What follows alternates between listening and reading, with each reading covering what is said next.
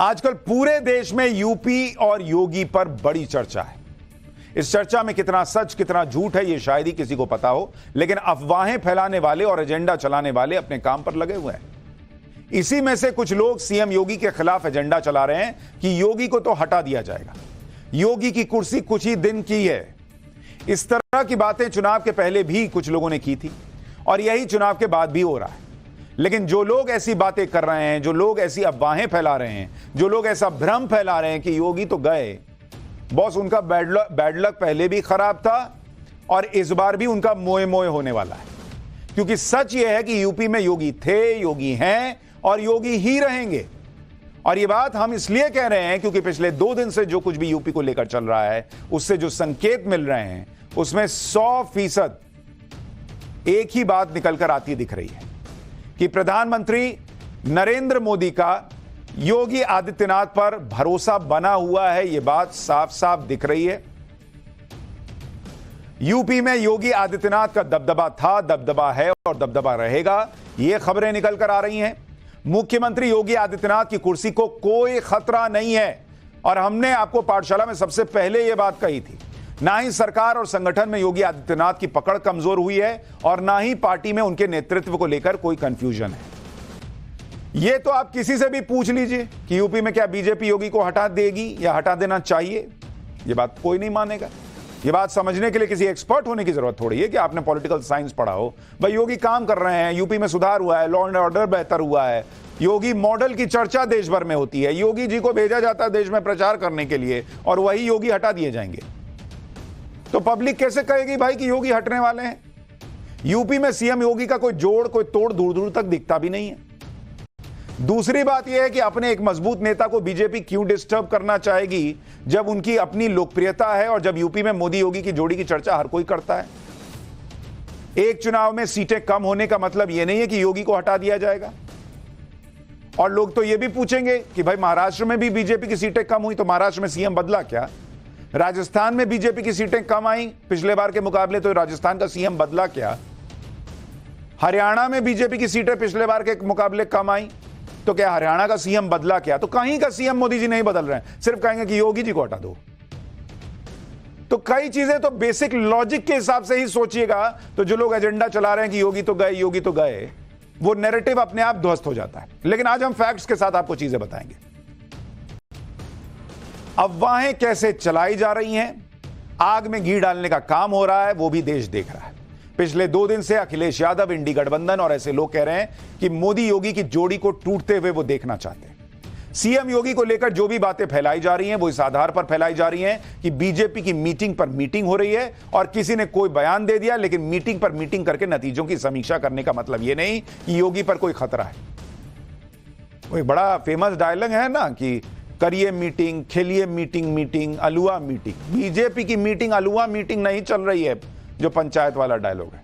वहां जबरदस्त मंथन चल रहा है। नतीजों के बाद तो कोई भी पार्टी सीरियस होती है तो वो रूटीन समीक्षा करती है। कईयों को तो करना चाहिए, वो कर भी नहीं रहे, लेकिन बीजेपी कर रही है। जो कमियां हैं उन्हें दूर करने का प्रयास हो रहा है। टाइट पेच, वो जो पेच ढीले थे उन्हें टाइट किया जा रहा है। लेकिन जिन लोगों को एजेंडा चलाना है वो अफवाहें फैलाने में जुटे। सच ये है कि यूपी के डिप्टी सीएम केशव मौर्य ने जब यह बयान दिया कि संगठन से बड़ा कोई नहीं होता और इस बयान की जब बहुत चर्चा हुई तो केशव प्रसाद मौर्य को 2 दिन के अंदर ही दिल्ली बुलाया गया। कल शाम को बीजेपी दफ्तर में बीजेपी अध्यक्ष जेपी नड्डा के साथ केशव प्रसाद मौर्य की लंबी बातचीत हुई। जेपी नड्डा यूपी के बीजेपी अध्यक्ष भूपेंद्र चौधरी से भी अलग से मिले हैं, यानी एक दूसरी मीटिंग कल ही हुई है यूपी बीजेपी के अध्यक्ष और बीजेपी के कार्यकारी अध्यक्ष जेपी नड्डा के बीच। इन्हीं बैठकों को लेकर इंडी गठबंधन के लोग माहौल बनाने लगे कि अब तो गए योगी जी, खत्म हो गया मामला। अगले ही दिन यानी आज एक और बड़ी खबर आ गई कि यूपी बीजेपी के अध्यक्ष भूपेंद्र चौधरी प्रधानमंत्री नरेंद्र मोदी से मिले। मतलब इस पूरे मामले में नरेंद्र मोदी की एंट्री हो गई और करीब 1 घंटे तक यूपी बीजेपी अध्यक्ष के साथ प्रधानमंत्री नरेंद्र मोदी ने चर्चा की। इसके ठीक बाद गृह मंत्री अमित शाह और पीएम मोदी की मुलाकात हुई। यानी पिछले 24 घंटे के अंदर 4 बड़ी मीटिंग्स हो चुकी हैं। केशव प्रसाद मौर्य और यूपी बीजेपी के जो अध्यक्ष हैं वो मिल चुके हैं, भूपेंद्र चौधरी मिल चुके हैं जेपी नड्डा से, नरेंद्र मोदी मिल चुके हैं भूपेंद्र चौधरी से और अमित शाह और नरेंद्र मोदी की मीटिंग तो 2 घंटे चली। इन चारों मीटिंग में क्या क्या हुआ, योगी आदित्यनाथ पर बात हुई नहीं हुई, वो आपको आगे बताऊंगा। लेकिन पहले देखिए कि इंडी गठबंधन ने इन्हीं सब बैठकों के आधार पर कैसे योगी आदित्यनाथ के खिलाफ पूरा माहौल बना दिया। एक बार पहले अखिलेश यादव को सुनिए, फिर आगे की बात बताता हूं।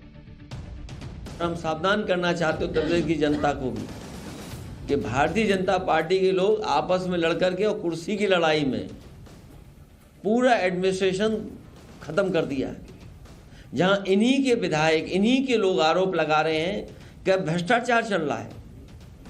हम लोगों ने अखबारों में पढ़ा है कि मुख्यमंत्री खुद स्वीकार कर रहे हैं कि बड़े पैमाने पर दलाली चल रही है। भारतीय जनता पार्टी अपने हारे हुए लोगों के साथ खड़ा होना चाहती है या हारे हुए लोगों के साथ खड़ा होना चाहती है। कुर्सी की लड़ाई में जनता बहुत परेशान है। ये सरकार कमजोर हो गई, इसलिए फैसला टाल दिया। क्या जो पहले जिन लोगों का घर उजाड़ा था, ये सरकार मजबूत होती तो इनका भी उजाड़ देती घर। भाई अखिलेश यादव विपक्ष में, वो तो माहौल बनाएंगे ही, वो तो सवाल उठाएंगे ही। उनके परिवार में जब अंदरूनी लड़ाई चल रही थी, उन्होंने सब कुछ अपने कब्जे में ले लिया था, तो उनसे भी 10 प्रश्न होते थे।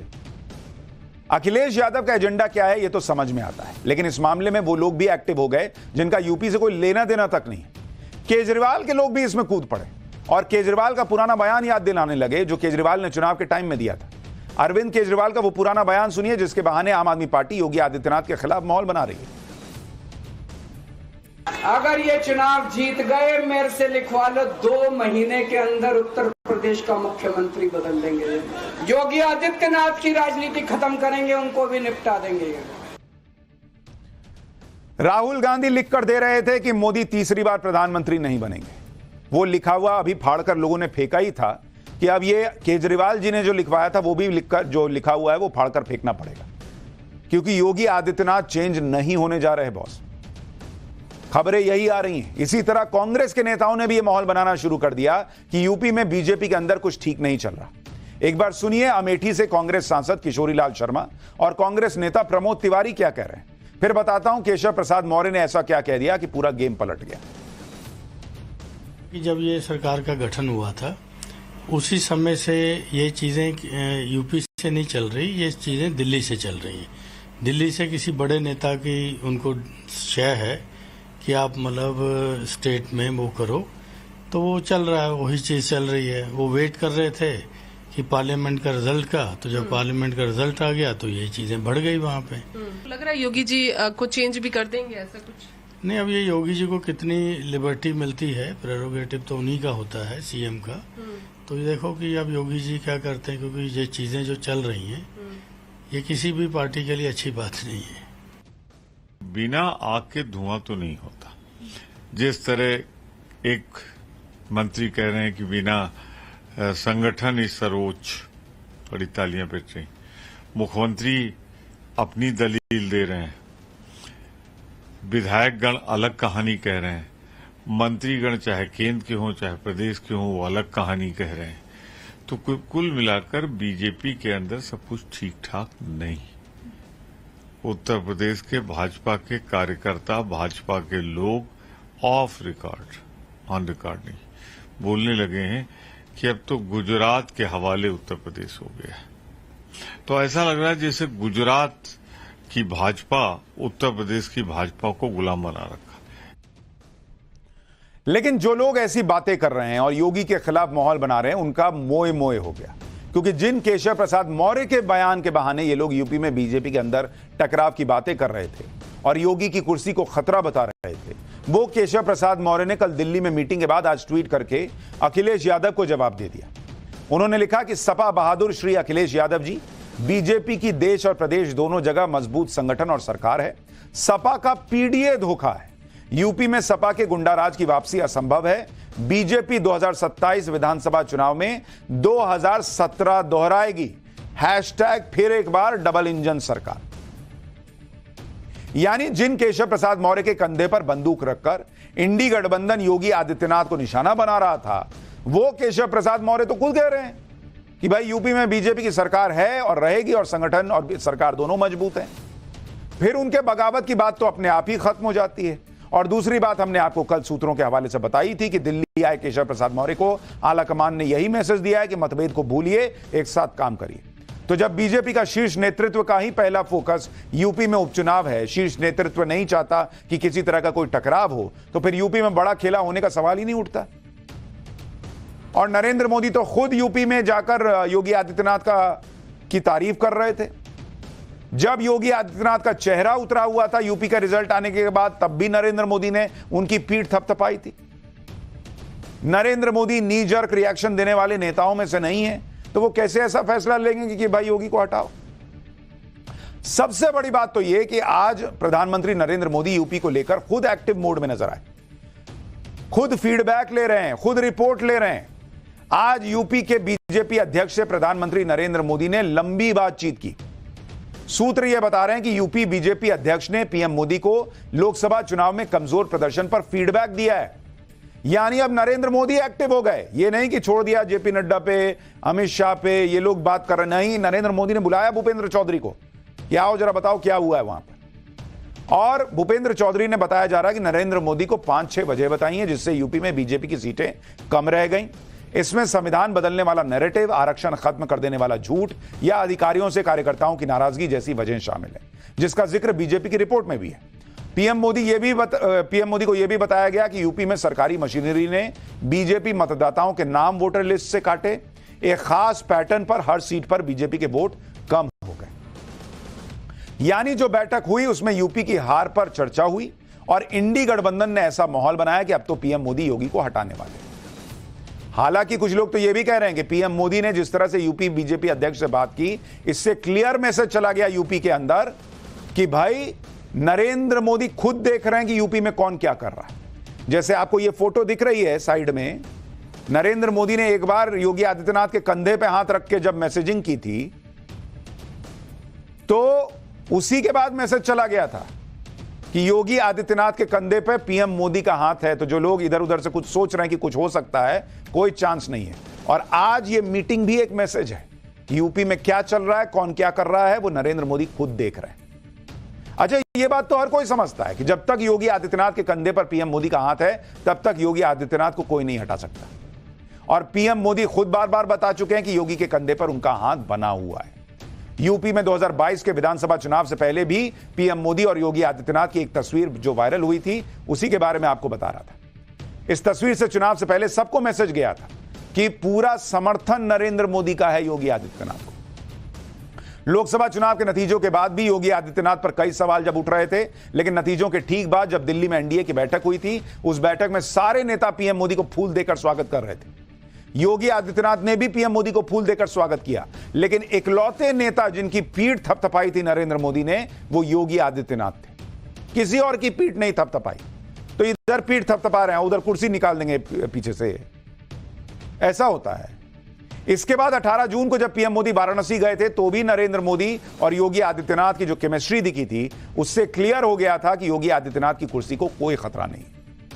हमने आपको पहले भी बताया था कि पीएम मोदी नी जर्क रिएक्शन नहीं देते, ना ही हड़बड़ी में कोई फैसला लेते हैं। और इसे आप इस बात से भी समझ सकते हैं कि यूपी में बीजेपी के खराब प्रदर्शन के बावजूद अभी तक यूपी बीजेपी अध्यक्ष को भी नहीं हटाया गया है, जबकि नतीजे आने के बाद ही ऐसी खबरें आई थी कि भूपेंद्र चौधरी ने अपने इस्तीफे की पेशकश की थी। अगर बीजेपी के शीर्ष नेतृत्व को हड़बड़ी में ही कोई फैसला लेना होता, तो सबसे पहला एक्शन प्रदेश अध्यक्ष पर न होता। सूत्रों के हवाले से यह जानकारी मिल रही है कि नवंबर तक भूपेंद्र चौधरी अपने पद पर बने रहेंगे, उसके बाद आगे कोई फैसला नए प्रदेश अध्यक्ष पर लिया जा सकता है।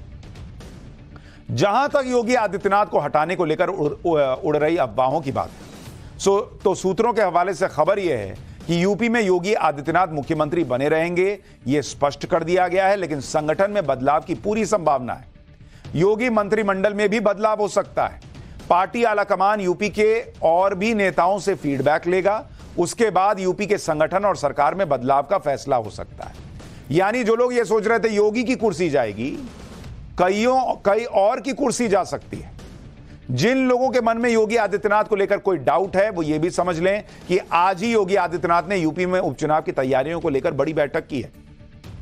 योगी आदित्यनाथ ने 10 सीटों पर तैयारी के लिए अपनी टीम 30 बनाई है। हर सीट पर 3-3 मंत्री लगा दिया है। आज इस टीम ने मुख्यमंत्री आवास पर योगी आदित्यनाथ से मुलाकात की। इससे साफ है कि अभी कमान योगी आदित्यनाथ के हाथ में है। उन्हें उपचुनाव के लिए फ्री हैंड दिया गया है और वो अपनी मर्जी से टीम बना रहे हैं और उनका फोकस क्लियर है कि मुझे उपचुनाव में बेहतर प्रदर्शन करके दिखाना है। आज सीएम योगी आदित्यनाथ ने टीम 30 से मुलाकात की और मौजूदा स्थिति पर चर्चा की। 10 सीटों के उपचुनाव की तैयारियों के लिए जरूरी सुझाव मंत्रियों से लिए गए। बैठक में सीएम योगी की तरफ से मंत्रियों को साफ संदेश दिया गया कि आजमगढ़ और रामपुर उपचुनावों की तरह उपचुनाव की सभी 10 सीटें जीतनी है। इसके लिए जरूरी तैयारी भी हमें अभी से शुरू कर देनी है ताकि उपचुनाव से पहले हर मतदाता तक बीजेपी का संगठन और उसका कार्यकर्ता पहुंच सके। सीएम योगी ने मंत्रियों से कहा कि उन्हें जिस विधानसभा का प्रभारी या सह-प्रभारी बनाया गया है वो हर हफ्ते कम से कम 2 दिन उस क्षेत्र में रुकें, जनता से कनेक्ट बढ़ाएं। अगर कार्यकर्ताओं की कोई नाराजगी है तो उसे समय रहते दूर किया जाए। हर सीट के लिए 3-3 मंत्रियों का ग्रुप बनाया गया है जिनकी जिम्मेदारी उम्मीदवारों के चयन से लेकर उम्मीदवार को जिताने तक की होगी। यानी आप देखिए कि योगी आदित्यनाथ ने जो टीम बनाई है उसमें पूरी तरह से उन्होंने जोश भर दिया कि बॉस ये उपचुनाव जीतना है। लेकिन चर्चा इस बात की भी है कि इस टीम में डिप्टी सीएम, दोनों डिप्टी सीएम शामिल नहीं है और ना ही वो इस मीटिंग में मौजूद है। इसका एक मतलब यह भी जाता है कि योगी आदित्यनाथ को अपनी टीम चुनने का फ्री हैंड दिया गया है। इस बीच आज सीएम योगी यूपी की राज्यपाल आनंदीबेन पटेल से भी मिलने राजभवन पहुंचे, जिसके बाद तरह तरह की अटकलें शुरू हो गई कि अरे कहीं इस्तीफा देने तो नहीं चले गए। लखनऊ से दिल्ली तक कयास लगने लगे, लेकिन यहां भी योगी विरोधी नैरेटिव की हवा निकल गई। सीएम योगी और राज्यपाल आनंदीबेन पटेल की मुलाकात पहले से तय थी। दरअसल सीएम योगी आदित्यनाथ शिष्टाचार के तहत राज्यपाल आनंदीबेन पटेल से मुलाकात करने राजभवन गए थे, जहां उन्होंने राज्यपाल को यूपी विधानसभा के मॉनसून सत्र की जानकारी दी और औपचारिक तौर पर उनसे अनुमति ली। सीएम योगी की टीम 30 में आने के बाद कई नेताओं के सुर भी बदल गए। निषाद पार्टी के अध्यक्ष संजय निषाद अभी तक बुलडोजर एक्शन का विरोध कर रहे थे, लेकिन सीएम योगी की टीम में आने के बाद हार के दूसरे कारण गिना रहे हैं। एक बार संजय निषाद को सुनिए, यूपी की हार पर क्या कह रहे हैं। उसके बाद बताऊंगा गोरखपुर के सांसद रवि किशन ने केशव प्रसाद मौर्य के बयान को लेकर क्या कह दिया है। आपने सवाल उठाए बुलडोजर एक्शन को लेकर और मुख्यमंत्री ने माना भी और वो कामयाबी आपको मिली कि वहां ध्वस्तीकरण रोक दिया गया। मैं मुख्यमंत्री जी को धन्यवाद दूंगा, हाँ निश्चित रूप से। और हर एक हमारे मुख्यमंत्री जी, सरकार हमारी हर कमजोर गरीबों और जो भी हैं उनके साथ खड़ी हैं। आपको लगता है कि ये चीज पहले हो जाती तो शायद लोकसभा चुनाव में भी फायदा मिलता? नहीं, कई कारण हैं, छोटे मोटे कारण हैं, ये तो बहुत और कारण है चुनाव हारने के। झूठ, उसमें से ये भी एक कारण है? नहीं, झूठ और भ्रम फैलाकर वोट लेना सबसे बड़ा कारण है। लोगों को डरवाना आरक्षण के संविधान के नाम पर, वो सबसे बड़ा कारण रहा। डिप्टी सीएम केशव प्रसाद मौर्य के एक बयान को लेकर इंडी गठबंधन खूब माहौल बना रहा है। उन्होंने कहा था कि संगठन सरकार से बड़ा होता है। अब इस बयान पर गोरखपुर के सांसद रवि किशन, जिनका आज जन्मदिन भी है, जब उनसे सवाल किया गया तो उन्होंने कहा कि संगठन तो सबसे बड़ा होता ही है। एक बार सांसद रवि किशन को भी सुनिए, फिर बताता हूं बीजेपी आलाकमान अब कौन सा बड़ा फैसला लेने वाला है। देखिए, संगठन तो संगठन पूरे विश्व में सब लोगों को पता है, ये सबसे बड़ा संगठन है। 19 करोड़ के कार्यकर्ता हैं। उन्होंने बात सही कही, 19 करोड़ के कार्यकर्ता है और संगठन को ही लेके, संगठन से ही सरकार बनती है, तो इसको हम लोग प्रणाम करते हैं। हम लोग तो पूरे संगठन की हमारी यही प्रधानमंत्री मोदी जी कहते हैं, यही पूज्य महाराज जी ने भी अपने भाषण में कहा, ये राष्ट्रीय अध्यक्ष जी अमित शाह जी भी यही कहते हैं। तो संगठन को तो हम लोग संगठन की वजह से ही खड़े हैं। भाई, बूथ पर संगठन लड़ता है, चुनाव संगठन लड़ता है, कार्यकर्ता लड़ता है। मैं अकेले तो पूरे लोकसभा में नहीं गया ना, संगठन मेरा दौड़ा। ये मेरा पूरा संगठन जो खड़ा है, जान झोंक दिए, तब हम लोग इतना इस झूठ की आंधी में ऐतिहासिक जीत निकाल के लाए। इन सारी बातों के बीच यह समझना जरूरी है कि बीजेपी चुनाव नतीजों की समीक्षा कर रही है और इस समीक्षा में अगर कोई बात उठ रही है तो फिर इसे टकराव नहीं मानना चाहिए। भाई, कोई प्रॉब्लम है, घर में ही 4 लोग बैठ के बात करेंगे तो थोड़ी बाती हो ही जाती है, लेकिन सबसे बड़ी बात कर तो रहे हैं। 99 वाले तो नाच ही रहे हैं कि जीत गए। मोदी योगी के विरोधियों को तो मौका मिला है और वो इसमें अपनी कहानियां बना रहे हैं। सच यह है कि बीजेपी आगे की तैयारियों में जुट गई है और पीएम मोदी खुद इसमें सक्रिय हैं। सूत्रों के हवाले से खबर है कि जुलाई के अंत में बीजेपी की एक बड़ी बैठक होने वाली है, जिसमें पार्टी के भविष्य को लेकर कोई फैसला हो सकता है। बैठक में पीएम मोदी के अलावा गृह मंत्री अमित शाह और राजनाथ सिंह, निर्मला सीतारमण और जेपी नड्डा मौजूद रहेंगे। इसके अलावा बैठक में बीजेपी शासित राज्यों के मुख्यमंत्री और उप मुख्यमंत्री भी शामिल रहेंगे। सूत्रों के मुताबिक इस बैठक में मुख्य मुद्दा लोकसभा चुनाव के नतीजों को लेकर होगा, जबकि सरकार की योजनाओं का फीडबैक लेने के साथ सरकार और बीजेपी प्रदेश संगठनों के तालमेल पर भी चर्चा संभव है। इससे पहले कल पीएम मोदी दिल्ली में बीजेपी मुख्यालय में पार्टी कार्यकर्ताओं से मुलाकात करने जा रहे हैं और चुनाव प्रक्रिया में लगे कार्यकर्ताओं से बात भी करेंगे। यानी नरेंद्र मोदी भी फुल एक्टिव मोड में दिख रहे हैं, एक एक कार्यकर्ता तक से बात करने के लिए जा रहे हैं। यह है बीजेपी का अपने परफॉर्मेंस को 240 लाए हैं, सबका मिला के 235, इनका अकेले 240, लेकिन फिर भी पूरा प्रयास हो रहा है कि कैसे इसको 300 के पार ले जाना था, इधर रह गया। इधर बीजेपी यूपी में उपचुनाव की तैयारियों में भी जुट गई है। इसके अलावा कुछ महीने बाद महाराष्ट्र और हरियाणा में भी तो चुनाव है। महाराष्ट्र में आज ही बीजेपी गठबंधन की सरकार ने एक बड़ा फैसला लिया। लाडली बहन योजना, आपने ये सुना होगा, लाडली बहन योजना की तर्ज पर महाराष्ट्र सरकार लाडला भाई योजना लेकर आ गई है। लाडला भाई योजना में युवाओं को फैक्ट्रियों में अप्रेंटिसशिप मिलेगी और सरकार की तरफ से उन्हें स्कॉलरशिप दी जाएगी। योजना के तहत 12वीं पास छात्रों को 1 साल तक हर महीने 6,000 रुपए दिए जाएंगे।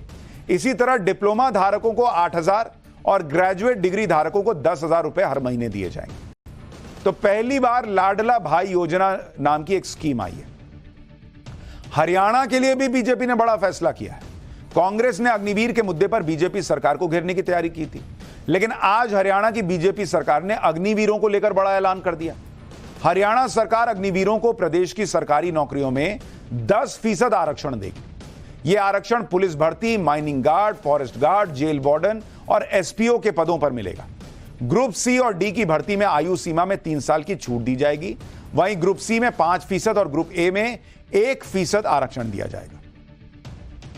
अपना काम शुरू करने पर अग्निवीरों को 5 लाख तक का बिना ब्याज का लोन भी हरियाणा में दिया जाएगा। यानी जहां जैसा फीडबैक मिल रहा है, बीजेपी उस हिसाब से अपना काम करती चली जा रही। लेकिन सवाल एक और है, बीजेपी जिनके लिए काम कर रही है, क्या वो भी बीजेपी से वैसे ही जुड़ रहे हैं? और इसमें सबसे बड़ा प्रश्न मुसलमानों को लेकर है। पाठशाला में अब अगली क्लास, मोदी, मुसलमान और सबका साथ सबका विकास। किसने कहा कि बहुत हो गया? अब ये मोदी कुछ भी कर ले, मुसलमान वोट नहीं ही देगा क्या? रिपोर्ट क्या कहती है? असम के मुख्यमंत्री हिमंता बिस्वा शर्मा क्यों बोले मुसलमानों की बढ़ती आबादी जीने मरने का मुद्दा है? अब इसका चैप्टर।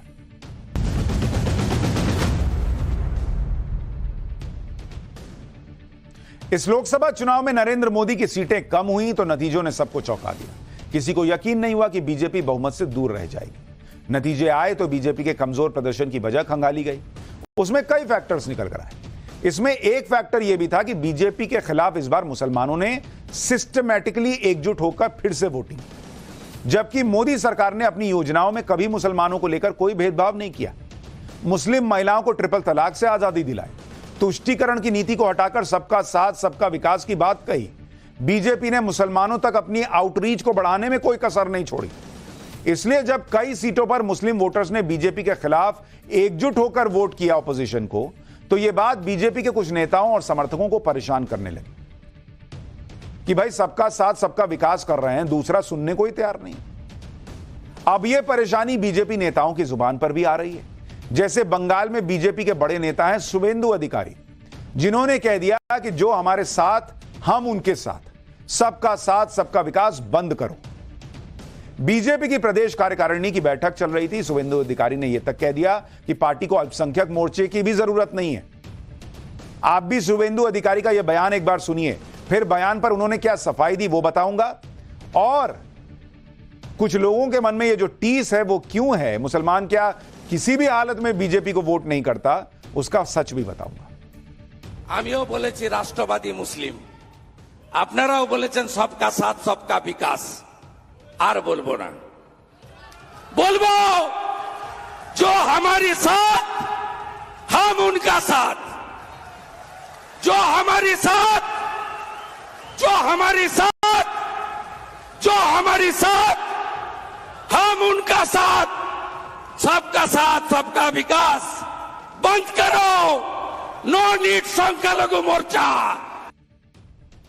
अब इसको लेकर बड़ी चर्चा शुरू हो गई कि शुवेंदु अधिकारी, कई लोगों ने सोशल मीडिया पे लिखा कि ठीक ही कह रहे हैं शुवेंदु अधिकारी कि जो हमारे साथ है हम उसके साथ है, अल्पसंख्यक मोर्चा बंद कर। कई लोगों ने इसका विरोध भी किया। हालांकि जब बयान पर विवाद बढ़ गया तो शुभेंदु अधिकारी ने सफाई दी। शुभेंदु अधिकारी ने साफ कर दिया कि उनका बयान पर्सनल है, उसका प्रधानमंत्री मोदी और सरकार के सबका साथ सबका विकास नारे से कोई लेना देना नहीं है। शुभेंदु अधिकारी को सुनिए कि उन्होंने क्या सफाई दी, फिर आपको इस नारे को लेकर शुभेंदु अधिकारी के दर्द की वजह बताऊंगा। बोलता है हिंदू पार्टी आया, क्यों हम लोग हिंदू पार्टी? हम लोग तो सबका साथ सबके लेकर काम करता है। हमारा नेता, हमारा प्रधानमंत्री, हमारा सरकार जितना भी स्कीम किया है सब देशवासी के लिए किया है। इसलिए मैं जो बात रखा है वो बात मेरा पर्सनल है और पॉलिटिकल है। इसका साथ गवर्नमेंट का स्लोगन का कोई संपर्क नहीं है। ऐसी बातों को लेकर विवाद तो बहुत होता है, लेकिन सच यही है कि बीजेपी ने पूरा जोर लगा दिया, कहीं कोई कमी नहीं छोड़ी। फिर भी मुस्लिम वोट पिछले 3 चुनाव से ज्यादातर बीजेपी विरोध में गया।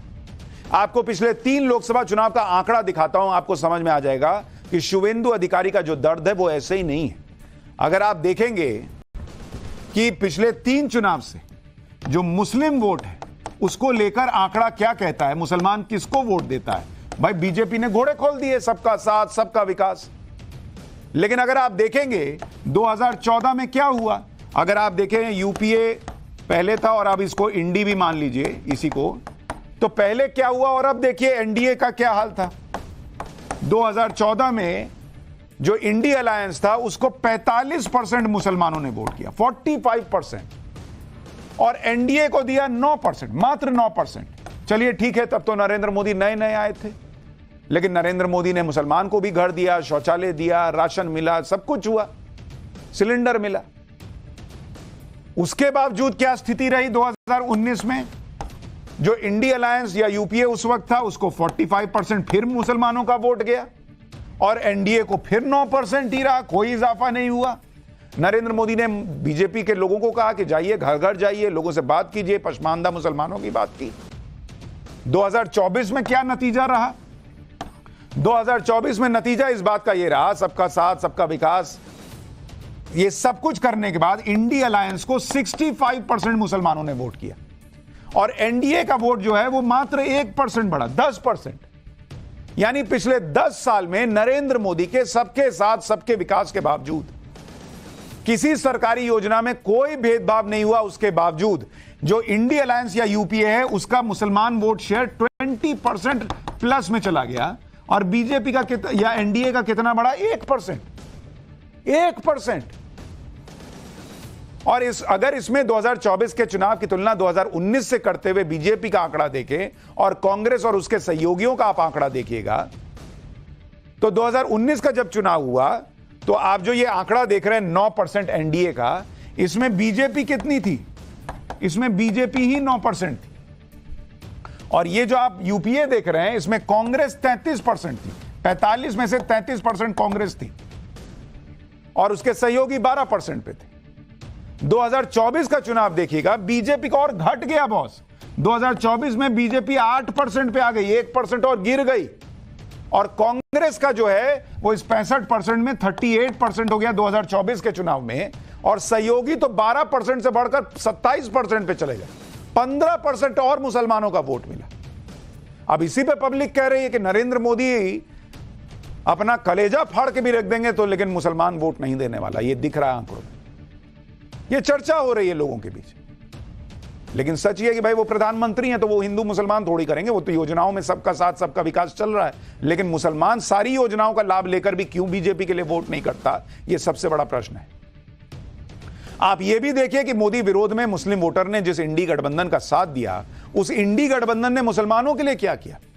कांग्रेस ने इस बार सिर्फ 19 मुस्लिम उम्मीदवारों को टिकट दिया, जबकि 2019 में 34 मुस्लिम उम्मीदवार उतारे थे, यानी मुस्लिम कैंडिडेट घटा दिए कांग्रेस ने। इसी तरह जिस बंगाल में मुस्लिम वोटरों की अच्छी संख्या है, वहां टीएमसी ने सिर्फ 6 मुस्लिम कैंडिडेट उतारे, जबकि 2019 में 13 मुसलमानों को उतारा था। इसी तरह चुनाव में पीडीए का नारा देने वाली समाजवादी पार्टी ने मात्र 4 मुसलमान कैंडिडेट उतारे, जबकि 2019 में 8 मुस्लिम कैंडिडेट उतारे थे सपा ने। यानी इंडी गठबंधन मुसलमानों से भर भर के वोट ले रहा है, टिकट दे नहीं रहा है, फिर भी उनको भर भर के वोट मिल रहा है। मुस्लिम वोटों का यह पैटर्न पूरे देश में है कि जो भी बीजेपी के खिलाफ मजबूत दिखेगा उसे एक तरफा बल्क में मुसलमान वोट जाता है, ऐसा दिखता है। फिर चाहे लोकसभा चुनाव हो या फिर विधानसभा चुनाव। जैसे अगर आप विधानसभा चुनाव में देखिएगा, इसी मुस्लिम वोट की बात करूं कि मुस्लिम वोट विधानसभा में क्या स्थिति रही। अगर आप देखेंगे बिहार में 2020 में विधानसभा चुनाव हुआ था, उसमें क्या स्थिति रही भाई। जो महागठबंधन था, लालू यादव एंड अलायंस, उसको कितने मुसलमानों ने वोट किया? 77% वोट। 77% मुसलमानों ने 2020 के बिहार विधानसभा चुनाव में महागठबंधन को वोट दिया। आप देखिए बंगाल में 2021 में चुनाव हुए, 2021 में विधानसभा का चुनाव हुआ, टीएमसी को 75% मुस्लिम वोट गया है। 75%।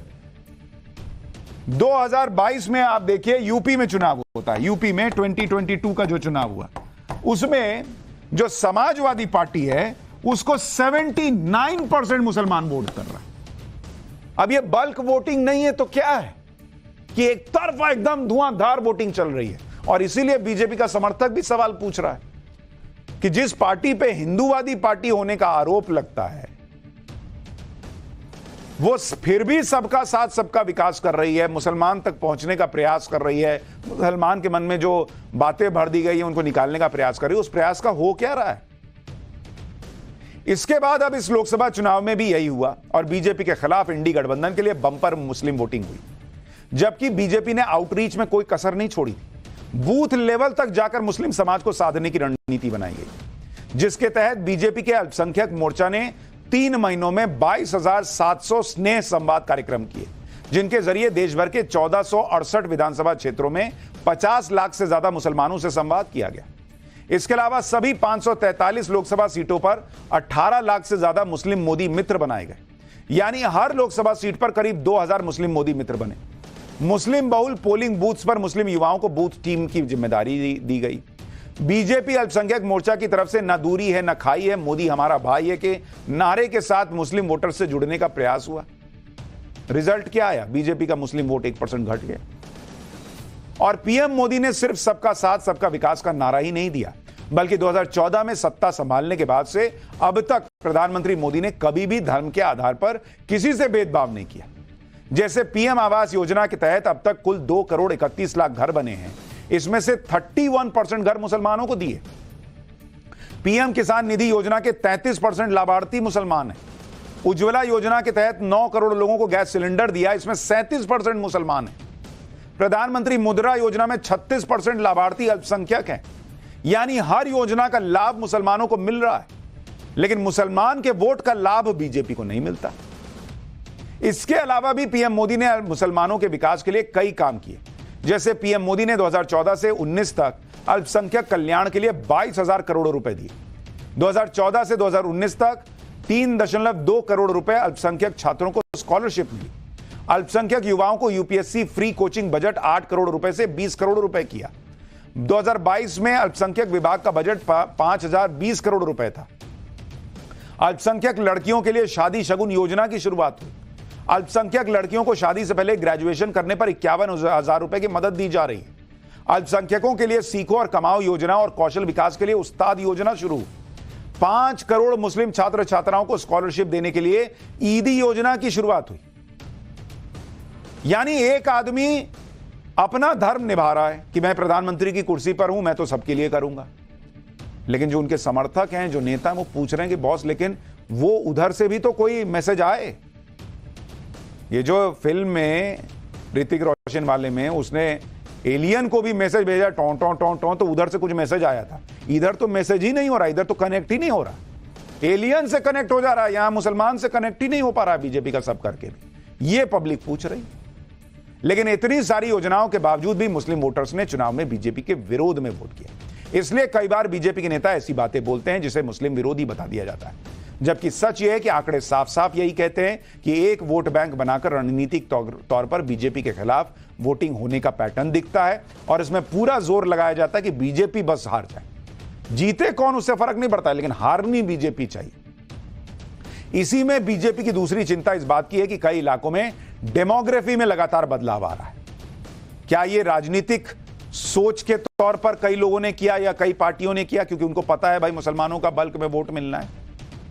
आज असम के सीएम हिमंता बिस्वा शर्मा ने दावा कर दिया कि असम में आजादी के बाद मुसलमानों की संख्या राज्य की कुल आबादी की सिर्फ 14% थी, जो आज बढ़कर 40% हो गई। एक बार हिमंता बिस्वा शर्मा को सुनिए।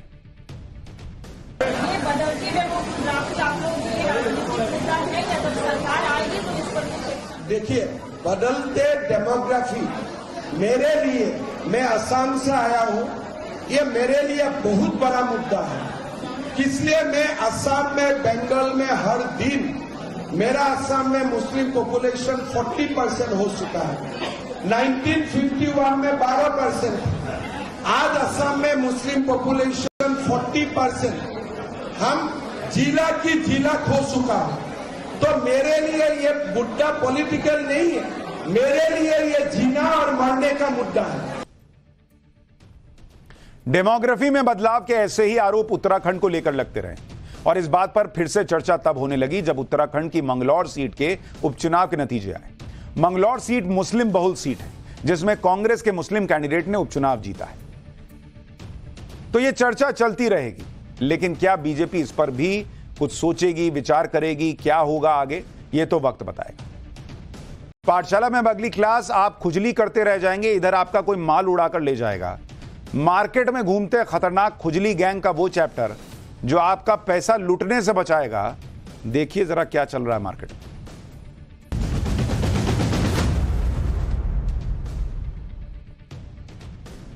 पिछले कुछ दिनों से दिल्ली में एक ऐसा गैंग एक्टिव हुआ है जो बिना किसी बंदूक या चाकू के लोगों को लूट रहा है।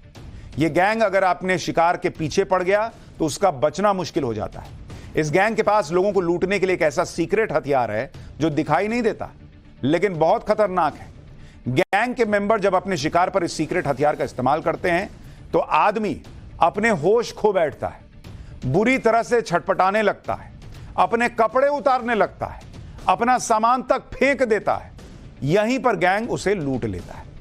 लूटपाट और चोरी की कितनी ही घटनाएं आपने देखी और सुनी होंगी, लेकिन यह गैंग जिस तरह से लोगों को लूट रहा है वो बहुत ही हैरान करने वाला है। जिस गैंग के बारे में आपको बता रहा हूं उस गैंग का नाम है खुजली गैंग, और इसका सीक्रेट हथियार है एक पाउडर जो ये अपने शिकार पर फेंकते हैं। दिल्ली के भीड़भाड़ वाले बाजारों में खुजली गैंग ने कई वारदात को अंजाम दिया है। खुजली गैंग की वारदातें सीसीटीवी कैमरे में कैद हुई हैं। आदमी पर पाउडर पड़ा नहीं कि उसको ऐसी खुजली होती है कि वो कपड़ा उतारकर खुजाने लग जाता है। आपको एक तस्वीर दिखा रहा हूं, जरा ये तस्वीर फिर से शुरू कीजिए, दिखाइए कैसे होता है। ये देखिए साइड में एक लड़का खड़ा हुआ है, वो अब ये स्कूटी वाले के पास गया और धीरे से देखिए उसने पाउडर डाला, इतना सा उसने डाला है बस। उसके बाद भाई जो है वो खुजाते खुजाते अपना शर्ट खोल दिया, इतनी खुजली मच गई उसको। लड़का निकल गया। अब एक महिला आई, देखिए उसने कहा कि आप पीछे घूमिए भाई साहब, मैं खुजा देती हूं। और इधर से देखिए एक भाई साहब आए, उन्होंने बैग उठाया और वो भाई साहब निकल लिए। ये है खुजली गैंग का तरीका। देख रहे हैं आप कैसे काम हो रहा है। कोई चाकू नहीं, कोई हथियार नहीं, कोई धमकी नहीं, ऐसे पाउडर फेंका, खुजली हुई, खुजली रुकेगी नहीं, कोई आएगा आपको घुमाएगा और दूसरा आदमी सामान और माल लेकर निकल जाएगा। यह है इनके काम करने का तरीका। खुजली गैंग के निशाने पर खास तौर पर दिल्ली का सदर बाजार था, जो देश के सबसे बड़े थोक बाजारों में से एक है। सदर बाजार में एक दिन में करोड़ों अरबों का कारोबार होता है, इसलिए यहां खुजली गैंग को शिकार आसानी से मिल जाता था। खुजली गैंग ने सदर बाजार में ही एक वारदात की थी, उसका भी वीडियो आपको दिखाता हूं। जरा वो तस्वीर दिखाइए, वो तस्वीर भी आपको दिखाता हूं। वो भी बड़ी हैरान कर देने वाली तस्वीर है, जिसमें आप देखेंगे कि किस तरह से इनकी मॉडस ऑपरेंडी है। जरा वो तस्वीर डालिए, दूसरी तस्वीर। दुकानों के अंदर भी ये लोग लूट रहे हैं। जरा वीडियो देखिए, सदर बाजार का ही एक वीडियो है। इसमें एक आदमी बैग लेकर दुकान में घुसता है, लेकिन दुकान में एंट्री करने के ठीक पहले खुजली गैंग के लोग उस पर पाउडर छिड़क देते हैं। जरा तस्वीर डालिए वाली। अभी आपको तस्वीर दिखाता हूं, जिसमें आदमी दुकान के अंदर गया और उसके ऊपर खुजली वाला पाउडर डाला, और जो पाउडर उस पर डाला गया है उसे साफ करने के लिए वो आदमी परेशान हो गया। जैसे यहां हो रहा है ना, वैसे ही उसके साथ हुआ। जरा वो दुकान वाली तस्वीर डालिए।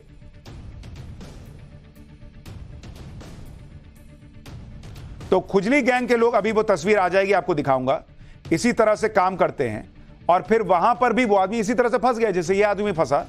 उसका भी बैग उन्होंने गायब कर दिया, क्योंकि जिसको खुजली मचती है वो लगातार जो है वो शर्ट उतारेगा, कपड़े उतारना शुरू कर देता है। और उसके बाद दूसरा आदमी आया और उसने उसको जो है वो सामान गायब कर दिया। अभी आपको तस्वीरें दिखाऊंगा। लेकिन ये कैसे होता है? ये ऐसा कौन सा पाउडर डाल रहे हैं भाई जो एकदम से इतनी खुजली मचा देता है? पहले आपको वो बताता हूं, फिर कुछ और वीडियो दिखाऊंगा। बिच्छू घास, ये है वो बिच्छू घास जिससे ये खुजली गैंग खतरनाक पाउडर बना रहा है। बिच्छू घास या बिच्छू पौधा एक खास तरह का पौधा होता है जो पहाड़ों पर पाया जाता है। यह तस्वीर उसी बिच्छू पौधे की है जो देखने में किसी सामान्य पौधे की ही तरह दिख रहा है, लेकिन इस पौधे के पत्तों और तने में छोटे छोटे कांटे लगे होते हैं जो अगर छू जाएं तो भयंकर जलन होती है। बिच्छू पौधे का साइंटिफिक नाम अर्टिका डायोशिया है। इसे स्टिंगिंग नेटल भी कहते हैं। इसे छूने पर बिच्छू के डंक जैसी जलन होने लगती है। प्रभावित हिस्से में भयंकर खुजली मचती है। जहां छू जाए वहां फफोले निकल आते हैं। इस पौधे में फॉर्मिक एसिड पाया जाता है। फॉर्मिक एसिड बिच्छू और मधुमक्खियों में भी पाया जाता है। खुजली गैंग के लोग पौधे के पत्तों को सुखा लेते हैं, फिर सूखे हुए पत्तों को पीस के पाउडर बनाते हैं। यानी आप सोचिए, जिस आदमी पे ये बिच्छू घास का पाउडर पड़ रहा है उसको ऐसा लगने लगता है कि शरीर में बिच्छू काटे जा रहा है। तभी ना लोग कपड़ा उपड़ा उतार दे रहे हैं कि भाई कुछ भी करके ये खुजली बंद हो। फिर इस पाउडर में कुछ सिंथेटिक केमिकल मिलाते हैं जिससे ये बहुत खतरनाक हो जाता है। सुनिए दिल्ली पुलिस ने खुजली गैंग के मॉडस ऑपरेंडी के बारे में क्या बताया। गैंग क्या करता है ये कि इनके पास एक सिंथेटिक पाउडर है जो स्किन में थोड़ी देर के लिए काफ़ी इरिटेशन कॉज करता है। ये इरिटेशन काफ़ी ज़्यादा होती है, मतलब इतनी ज़्यादा होती है कि आदमी को अपनी शर्ट वर्ट निकाल के खुजली करने का मन करता है और बहुत ज़्यादा इसमें इरिटेशन होती है उसको। तो जैसे ही ये इसमें जो मेंबर्स होते हैं वो चुपके से जाके पीछे से ये पाउडर या कुछ ऐसे डाल देते हैं और जब उस आदमी का खुजली के चक्कर में ध्यान भंग होता है और वो उस चीज़ में बिजी हो जाता है तो पीछे से दूसरा आदमी उसका जो भी बैग होता है उसको चोरी करके ले जाता है। बिच्छू पौधे का इस्तेमाल पहाड़ों पर किया जाता है, लेकिन वहां लोग इसे संभाल के इस्तेमाल करते हैं। अगर यह पौधा छू जाए तो क्या करना चाहिए वो भी आपको बताता हूं। शरीर के जिस हिस्से से बिच्छू पौधा छू जाए उसे साफ पानी से धोना चाहिए। अगर बर्फ मिल जाए तो भैया सबसे पहले वहां बर्फ लगा लीजिए। यह भी बहुत जरूरी है क्योंकि बर्फ लगाने से जलन और दर्द में आराम मिलेगा। खुजली करें तो नाखून से ना खुजाएं, नहीं तो घाव बनने की भी संभावना रहती है।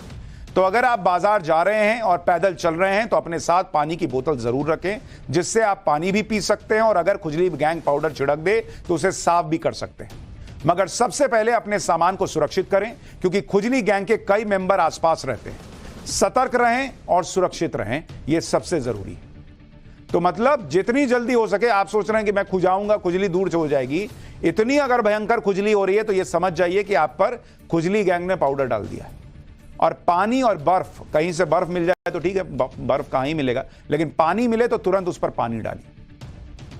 खुजली गैंग ने दिल्ली के अलावा कई राज्यों में वारदातें की हैं और दिल्ली में तो 12 साल पहले भी खुजली गैंग एक्टिव था।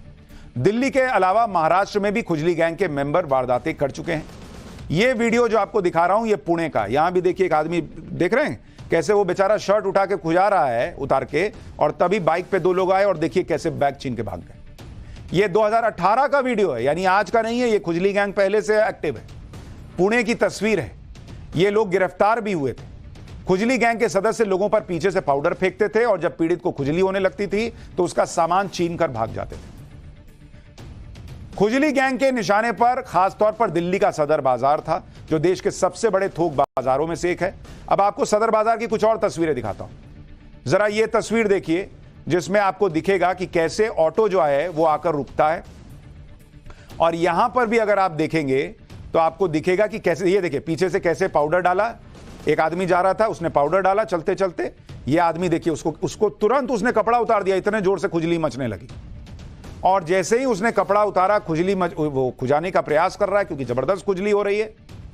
तो उसी समय आप देखिए पहले तो वो परेशान है, हैरान है और भयंकर खुजली से परेशान होकर वो खुजली करता चला जा रहा है। इसी दौरान आप देखिए 2 लोग आपको दिख रहे हैं। एक व्हाइट शर्ट वाला पास में आके खड़ा हो गया और एक पीछे उधर भी एक आदमी खड़ा है। वो मौका देख रहे हैं कि कैसे ये घूमे और उसके बाद जो है इसका पैसा जो है वो या सामान जो है वो लूट लिया जाए। तो धीरे धीरे करके लोग आसपास इकट्ठा हो गए, मतलब एक पूरा गैंग है, अकेले नहीं है।